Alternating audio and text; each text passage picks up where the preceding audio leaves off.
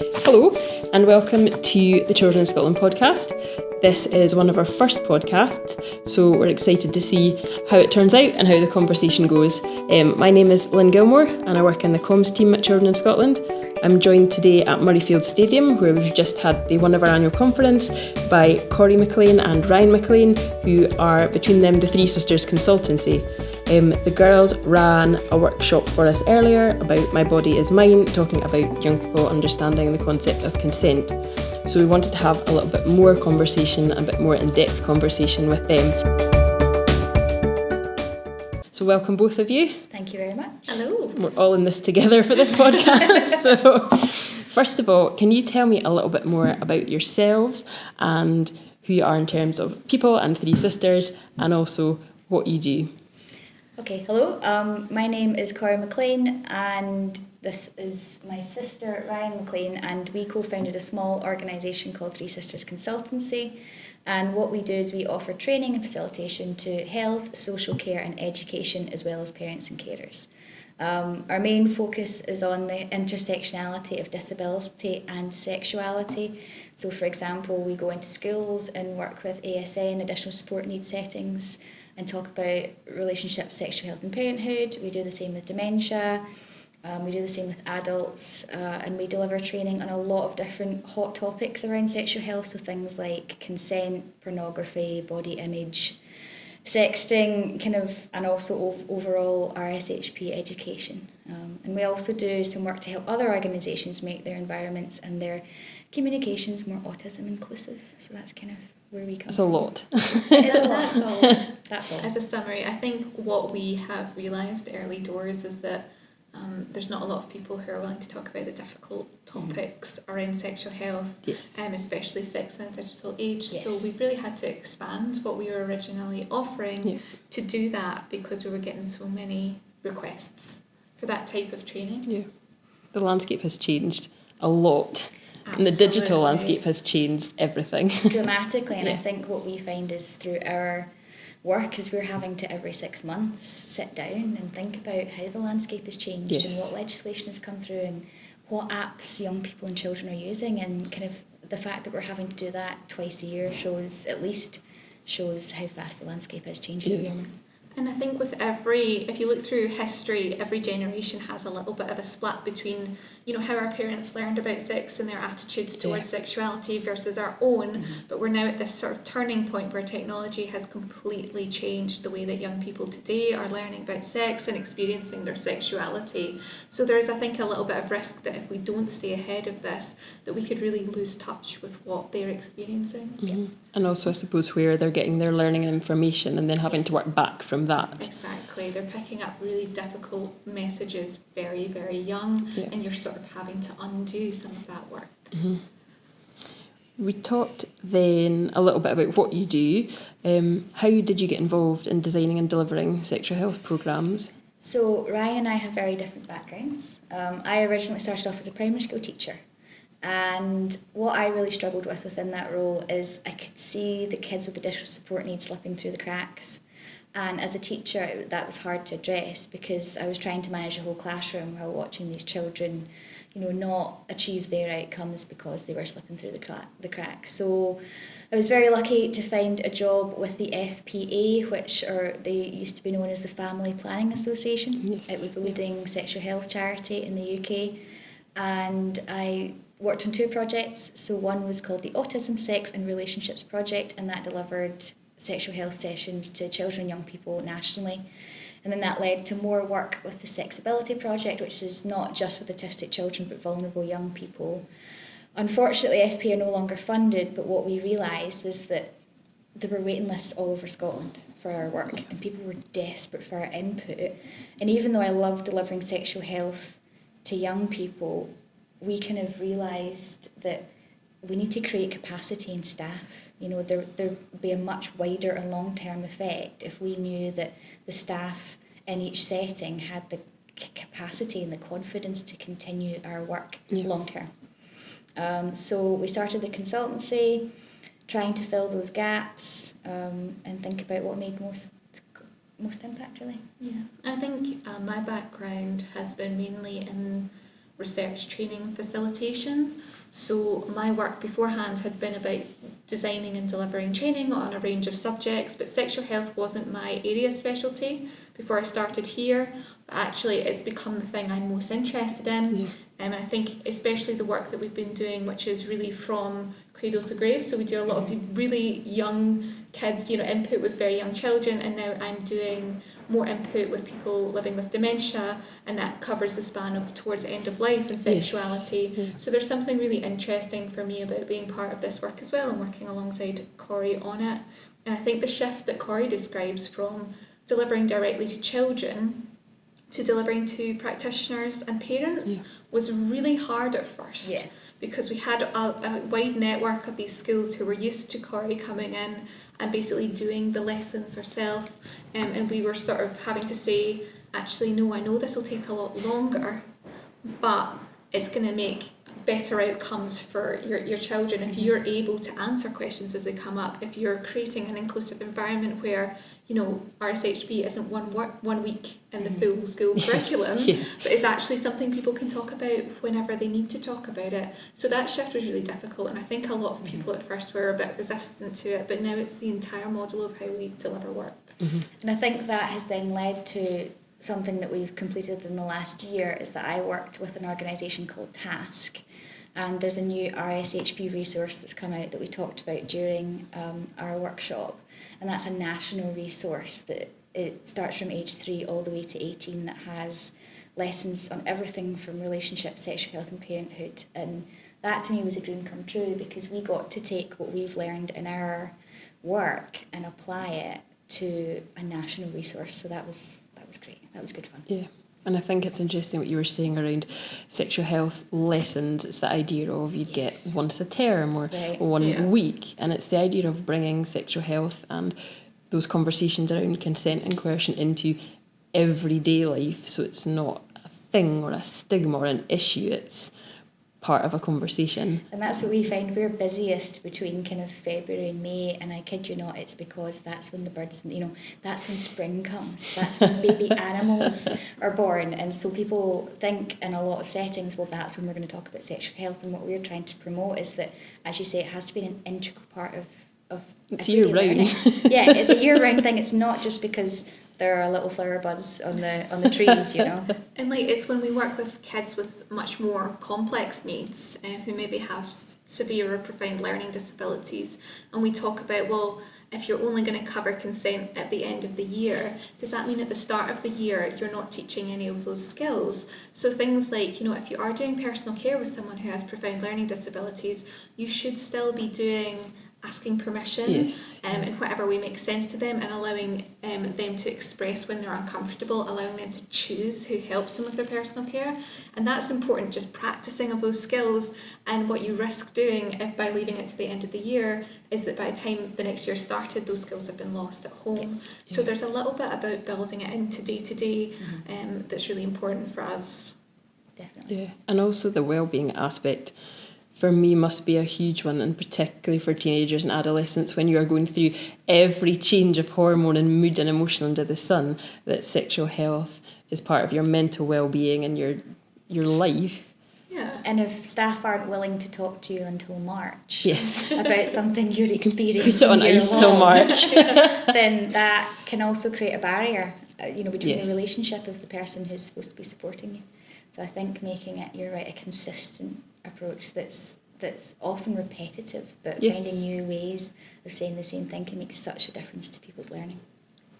What then, it sounds obviously there have been challenges and new things and unexpected things. What would you say has been, well, I suppose let's look at the challenges first. What are some of the challenges you faced? Let's take the negative before the positive. I think that being a small family business is always challenging. Yeah. It's great because it means that we're able to really direct our work, and we have these great relationships and partnerships with people, but we're often working with charities and schools and other settings that have really limited budgets, and we're not a big national charity and we're not funded by government or any other charity funding, so really we often have to make a case for our own services. So I would say quite a big proportion of our day-to-day work is actually proving why or talking about why people should be talking about sexual health. Everyone should be talking about sexual health. So there is, I think, a challenge in sort of changing the environment where RSHP isn't an add-on. It's seen as something that's integral to all learning, so that we're not making so much of a case for it every single day. And that links in with the challenge of the risk aversion. You know, we often find that practitioners and parents we work with, they feel afraid of talking about sex and sexuality. But what we find is that once we build trust and we make those relationships and we make progress, it's not uncommon for the first staff or parent session to maybe be small, maybe 10 people, but the second one is double or at full capacity, simply because the word has got out that actually this doesn't have to be a scary topic. It can be something that's done in a warm and friendly, casual environment. And also technology. Oh yeah, absolutely. For us, technology, so we offer training on sex in the digital age, which means we have to pretty much every 6 months sit down and look at, what's changing in that landscape, what apps are people using, and how are people sharing images. So for example, a year ago we might have said Snapchat is the main platform that young people use to share nude photos of themselves, but actually now that's changing. So we need to make sure we keep up with that so that we're sort of in touch with what young people are doing, but also as policy catches up with what's really happening out there, we need to be really on top of all new policy, all new legislation, so that we're giving the most up-to-date messages. So training like that is always a sort of moving target. We're always adding new things into it. You talked a little bit there about obviously going into classrooms and doing sessions for parents. Have you found there's a difference in those conversations around consent between how you would, the reactions you would have from young people and how you'd approach that versus adults, whether that be parents and carers or teaching staff? Absolutely. I think when it comes to young people, they absolutely eat up all of our content because no one's speaking about it. And we know from research, Task actually did some research on this, is that young people are desperate for this input. So when we go in and talk about consent, it's the quietest room you've ever had in your life, which is a change from being a primary school teacher. And parents, I think, often come to us because they've maybe had a reactive situation, or they're really worried about something, or something's already going on and they don't know what to do. So what's really good about us is we're also carers. And because we have that background ourselves, we're able to say and relate to the parents and carers and say, we experience this. And that, I think, breaks down those barriers, and it's a lot more of a casual conversation. But when we talk to practitioners, it can be a lot more formal, it can be policy-led. And I think as well, it is such a personal and values-based topic. So when we talk to young people, they're still building their values base. So largely they're taking the content in and they're making space for it in their day-to-day life. With adults, sometimes they're having to reevaluate what they already believed or what they think. And so, for example, we might say something like, somebody who's under the influence of alcohol or who's inebriated can't consent to sex. Now, when we say that to a group of young people, they'll take that information in and they might use it in future planning. They might query it and talk about, well, what do you mean? Is that 1 beer or 2 beers? What does that look like? But for adults, what it might mean is that they go through a process of reassessing maybe a sexual encounter in their life or something a friend has told them, and that can be a little bit more confronting. And it's the same with the pornography training. We're teaching young people, this is what pornography is, this is what it means, this is what happens behind the scenes, this is how it compares to real life sex and relationships. But for adults, they might find it more confronting because it might be seen as a judgment on how they use pornography or what they think is acceptable. And all of our training is always judgment free, but I think there potentially is something a little bit more confronting about reevaluating our stance as adults on those topics as we learn more and more. So it's a different room when we talk about these topics with young people than with adults. But we actually quite welcome that debate. I think it's helpful. It is, and every time we go into different settings and speak to different types of people, we always learn something new, and we can bring that back in. I think that's why the kind of more varied the settings we get into, the better. We were working with nursery staff 2 weeks ago, and then we're working with parents tomorrow. It really does widen our scope as well. And I would imagine for adults, it maybe makes them reassess actually or value more the benefit of having those conversations with young people if they're reevaluating their behaviour because they didn't know, or they had nobody to go to, or those conversations weren't happening.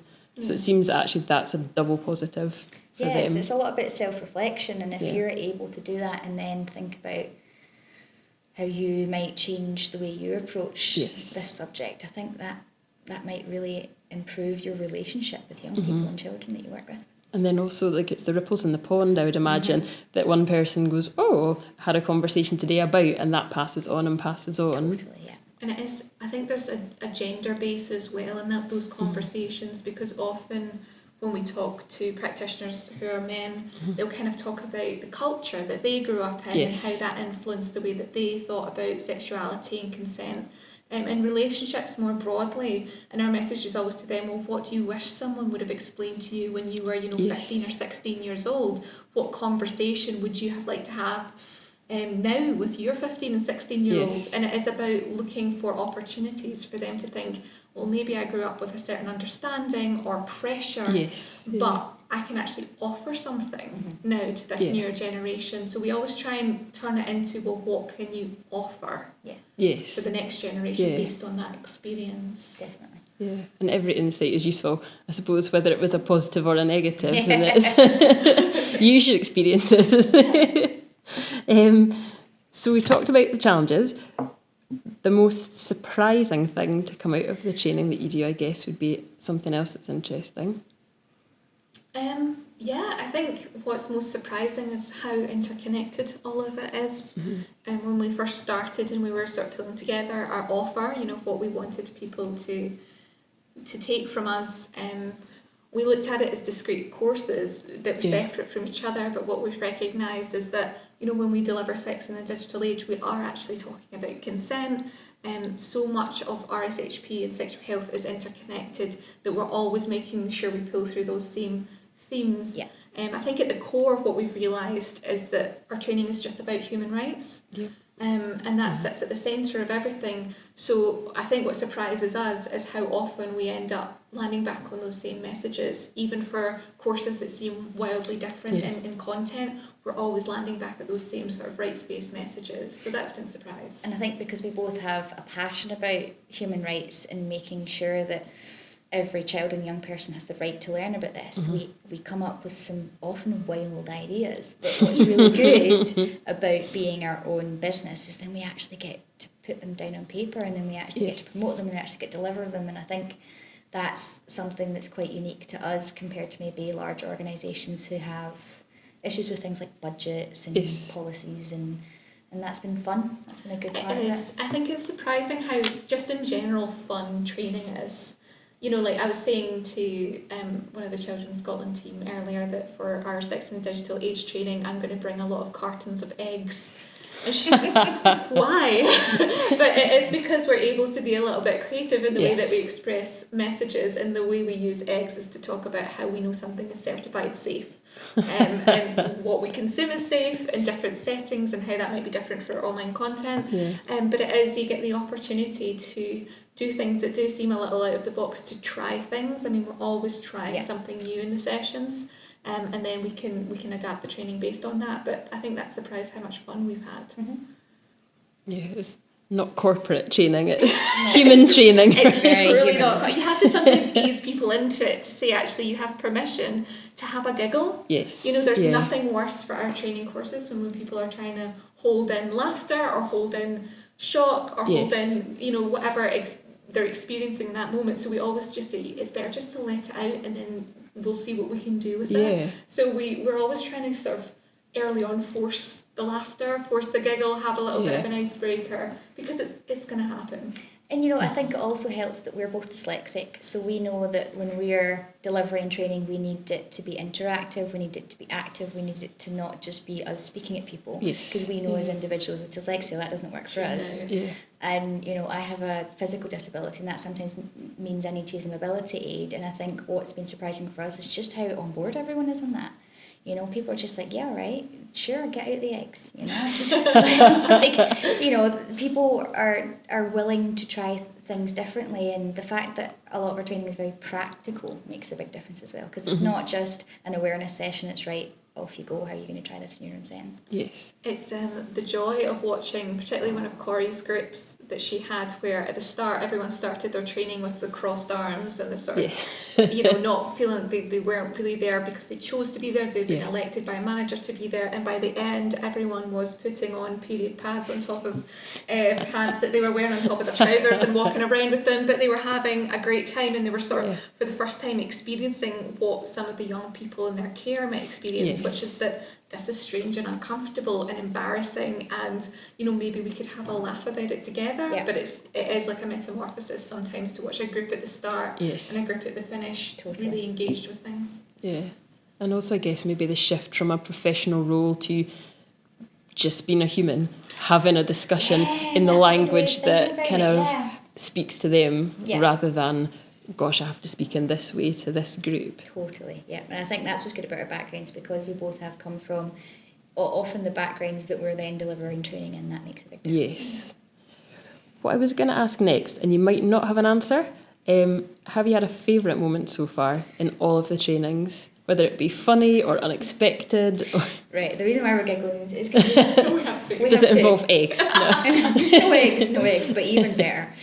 We might even have to use a naughty word in this one. So that's okay. A little bit of warning there. So I think the kind of first heartwarming one was we ran a group of sessions for an organisation supporting autistic young people and their families in Lanarkshire. And this included a kind of introductory session. We call it Coffee and Cake with Corrie, and it's very much sitting down and kind of introducing the idea of relationships, sexual health and parenthood to parents of autistic children and young people, and often there aren't a lot of dads in the room. But we always try and encourage their input and try and get them to be part of the conversation. And a dad who did attend, then he didn't feel comfortable saying the word sex, never mind discussing sexual health.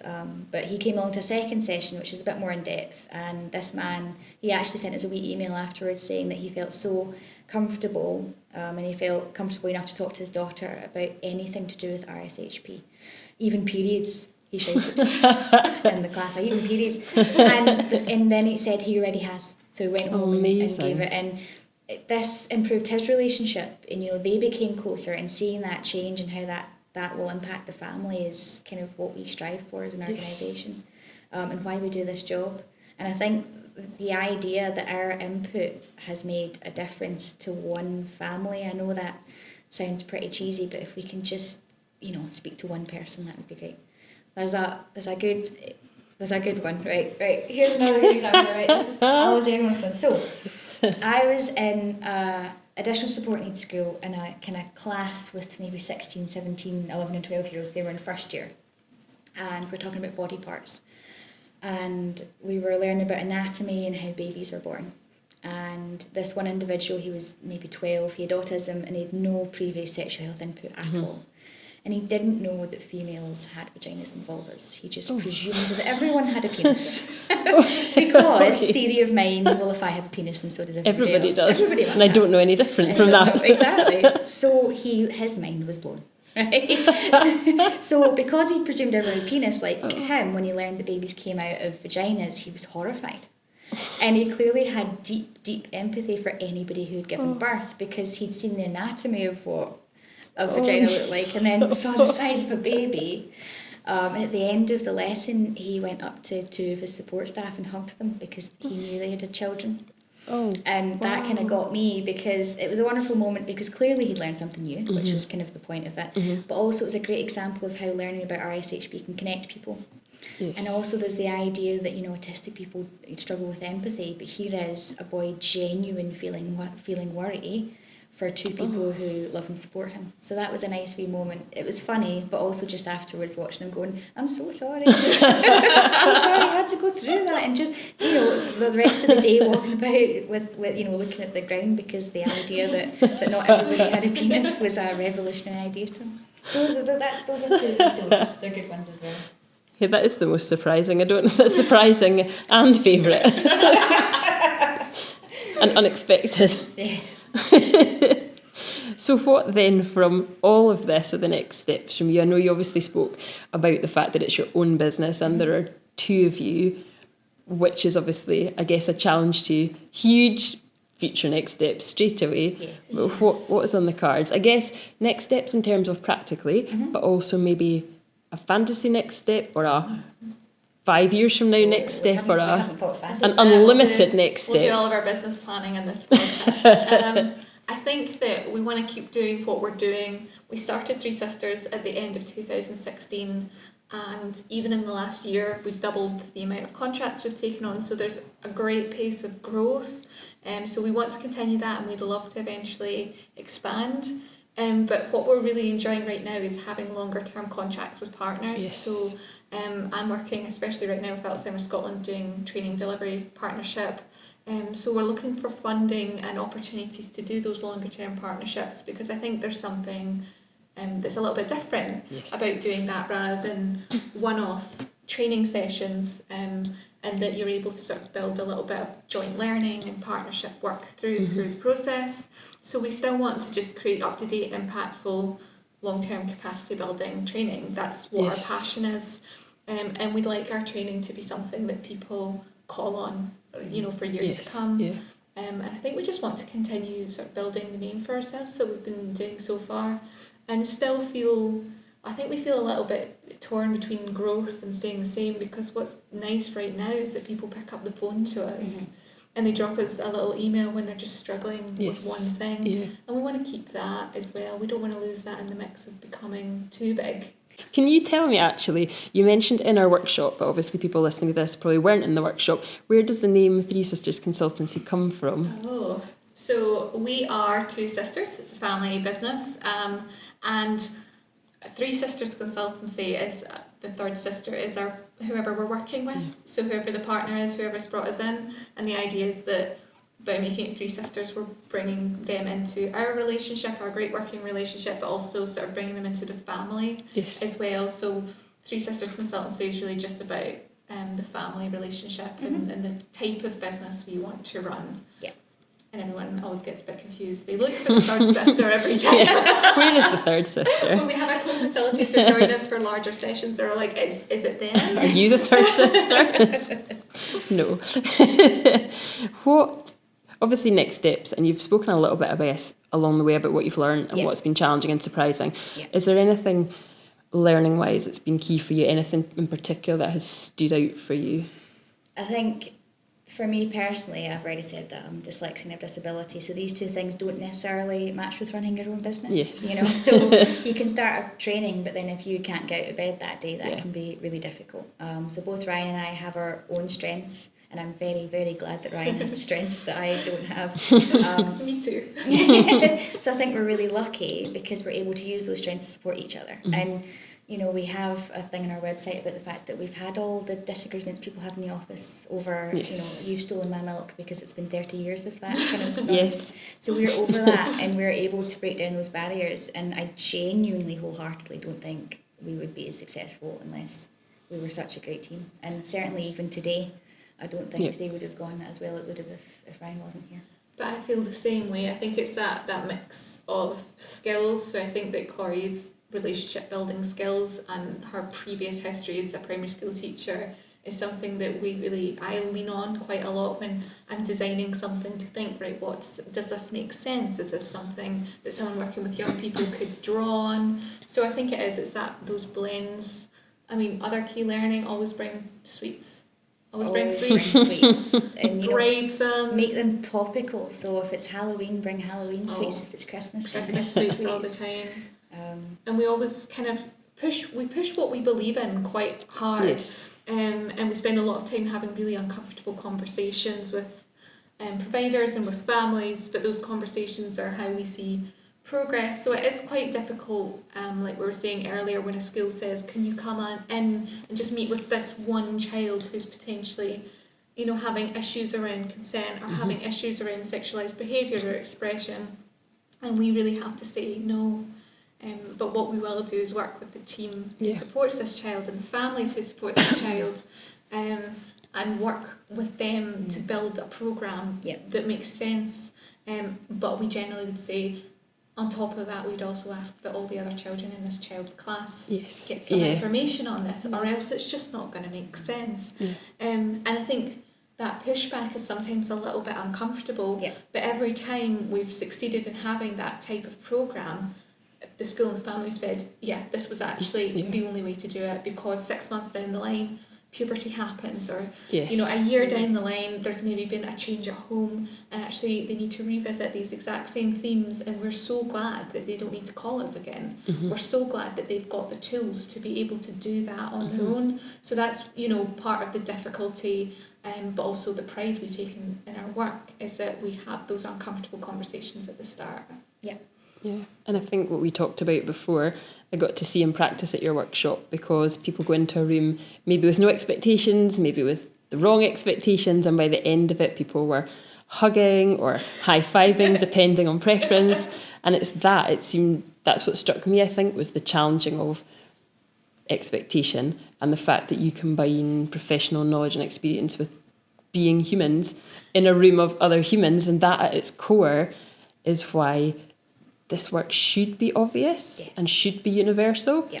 And yet here you are, like some of the only people doing it. Yeah, and that's what happens a lot. A lot of people will say, well, who else can we get? And there's not a lot of it.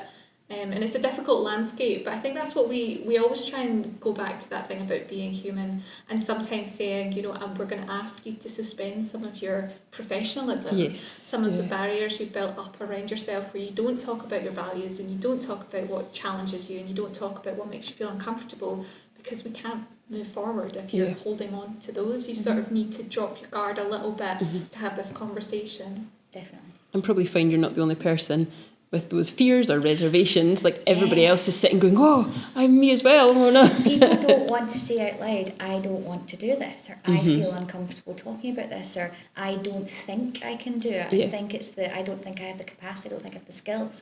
And, people, if you're working with children and young people, you tend to be passionate about working with children and young people. So it's trying to connect, well, you're good at your job, so how can we make this part of being good at your job? Yeah. Before we finish, 2 more things. First one is, do you have a key message that you want people to leave your sessions having learnt? And that may be different for different settings or different audiences. Is there one thing? One thing. I think... Your epitaph for your training. There's no pressure there. I think our training is an introduction to a topic. And we hope that the people who come to our sessions take their learning further. There's nothing more frustrating than going to a training session and doing nothing afterwards. We hope that whether it's asking their management for in-house training, because we get that a lot, especially from Children's Scotland training, or using the resources and strategies we've suggested, or even just having the confidence to have that difficult conversation with a child or young person, that is the thing we want most. We just want our training to make a positive impact on children and young people. If we could be part of making the next generation more aware and, have a better understanding of the relationships and sexual health and parenthood as part of their life, that would be... And then they grow into the adults who then understand the benefits Wouldn't of that. Wouldn't it be nice if within a generation, parents didn't feel uncomfortable talking about it with their children, because as children, someone didn't feel uncomfortable talking to them about it. Simple as that. It's like one of the things we ask people is, when do they think that homosexuality was made legal in the UK? And I think it surprises most people that, it was within their lifetime. Yes. And particularly, the NHS offered services for people suffering from homosexuality into the 90s. And, it's that idea of, well, here's a group of people who are shocked to hear that. That's the most radical shift that's happened between their parents' generation and them. Yeah. So we always try and push, well, what could we do for our next generation then? Like, let's imagine what radical shift could happen for that next group. Because things tend to happen in a way that we don't perceive or notice, and that's how change has always happened. So it's just about asking people to be actively part of that radical shift. Yeah, because I suppose if you go into a room of other people at a session, as a delegate or someone attending, you go in with your ideas or beliefs or how you were brought up, and that might be, you assume that everyone feels the same, so everyone has maybe grown up in a house where you have open conversations, and that must almost be shocking. Like, you don't take action because you assume that everyone is speaking as openly as you, and actually they're really, really not. Really not. And so much of the work that we see, we get we used to get a lot of people talking about prevention. You know, we want to make sure this is not happening. And what we go in and say, for example, around sexting, children are sending naked pictures of each other to each other all the time. So we need to stop talking about prevention because they're already doing it. Yes, it's too late. It's too late. So let's think about harm reduction. And that's kind of what it's the centre. You know, if we're talking about human rights and we're talking about, you know, if these children are doing these things openly and without, you know, why are we trying to, for example, shame them or tell them not to do it? No, let's think about how we have a conversation where we say, how can you do it? You can't take you can't take a sex safely, but think about who are you sharing those images with? How old is the person that you're doing it with? How old are you doing it when you're doing it? And thinking more about harm prevention. And also, who can you talk to? Yes. You know, who can you talk to when all this goes wrong? Yeah. And when you make a mistake and when you do, feel pressured into something. And so when we talk about that harm reduction, it's sometimes about recognising that, you know, this might have already happened. And when we do input with young people, all it might spark is a feeling of regret or anxiety. Yeah. Like, oh my God, I've done this. You know, and I thought I trusted the person, but now I'm very worried and I understand the impact. And it's just about saying, well, part of harm reduction is opening your doors to those children and saying, well, let's talk about it. Yeah. Let's think of a plan. Let's figure out a way that you're safe. And I think that's a big shift, you know, from the idea of getting prevention. Into trouble. Yeah. It's the same with pornography and the training we do, sex in the digital age, is that we consistently will say, you know, children have almost unfettered access to the internet now. Yeah. And the amount of organisations who've asked us to do training on internet safety, and it's like, oh, I'm sorry, the internet's not safe. Yes, exactly. It's just not. Exactly. So there's the training we offer is about, well, let's not allow pornography to exist in a vacuum. If the narrative around pornography and sexting and sexuality is already there online, then actually what we can offer is an alternative narrative that sits around it that says, well, this is what you can expect, and this is what respect looks like, and here's who you can trust. And this is what real life sex is and looks like. And this is the type of behaviour you would notice in a real life relationship that you won't notice in pornography. And if you don't offer that as an alternative narrative because you're so concerned about, can I put child safety locks on phones? You know, can we put the computer in the living room?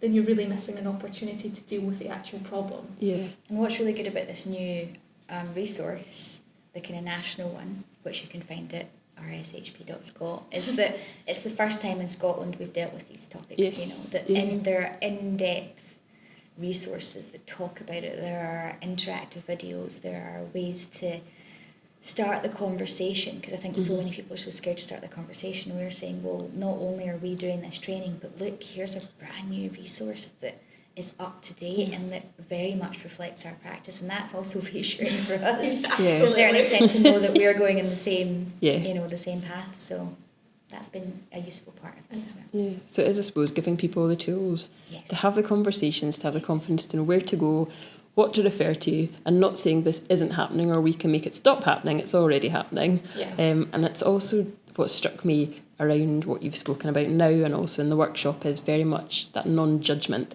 because I think that can lead to fear both from young people about, I've done this thing, or adults not wanting to talk about things. And for me, it's get rid of judgment. You know, it is like leave judgment at the door. It has to be. And I think that's what's, at least for me in my past experience working with young people, is that young people were terrified to tell their teacher that they'd shared a sext with that boy in the class opposite on Friday, because they're going to get in trouble because that person can tell their mum. But they're open to be able to say, you know, to me, miss, hypothetically, what if, you know? And they're open to having that conversation. But I think that's what we need to stop. We need to stop that idea of getting into trouble and it escalating and it become a conversation, and a trusted conversation. And obviously we need to follow child protection policies. And obviously we need to make sure children, young people are safe. But if we can make it less about getting into trouble and more about having an open and honest conversation, I think that can transform a culture. Yeah. Thank you very much. Now it's your turn to plug whatever you would like. You've spoken about the rhsp.scot, is that right? Yes, website and resource. Are there other resources that people can go to that you believe strongly in, other trusted resources? And also feel free to plug what you're doing in terms of training for us at Children in Scotland and or other training, and how people can get in touch with you. Well, I'll plug our Children of Scotland first. Please since do, you've got us on the please do. podcast. On the 5th of February, we have one around sex, gender and sexuality, and LGBTQIA people with autism, and that's a really, really interesting half day that kind of explores the research. It's very research based on the connection between LGBTQIA and autism. And also on the 20th of February, we have a session called Sex in the Digital Age, which is all about sexting and pornography. So that's kind of where we are with Children of Scotland. And we hope, we've been working with you guys for years, and I think we'll be doing that for years to come. Yes. If you haven't done training with us before, our website is childreninscotland.org.uk, and it's easy to find those and get booked now. And if anyone wants any specific training around RSHP, sexual health, autism friendly environments, you can find us at www. Am I the only one who said W? I'm an old person. It's okay. We're at threesistersconsultancy.org, and that's 3 spelled 3, not the number. And you can always drop us an email or an inquiry through the website if you have a specific question or an idea for training. We're pretty much open to having that conversation about anything. Yeah, and we do. We get some emails. We get some emails. That's definitely episode 2 of the podcast. We'll come back. It's to be continued. Thank you so much for your time at the conference today and on the second podcast I think this will be. Thank you very much. Thank you. Thank you both. This was very exciting. Thanks. Very interesting. Thank you for listening to the Children in Scotland podcast. To find out more about what we do, visit childreninscotland.org.uk. And to find out more about the work of the 2 sisters who founded the Three Sisters Consultancy, head to threesistersconsultancy.org.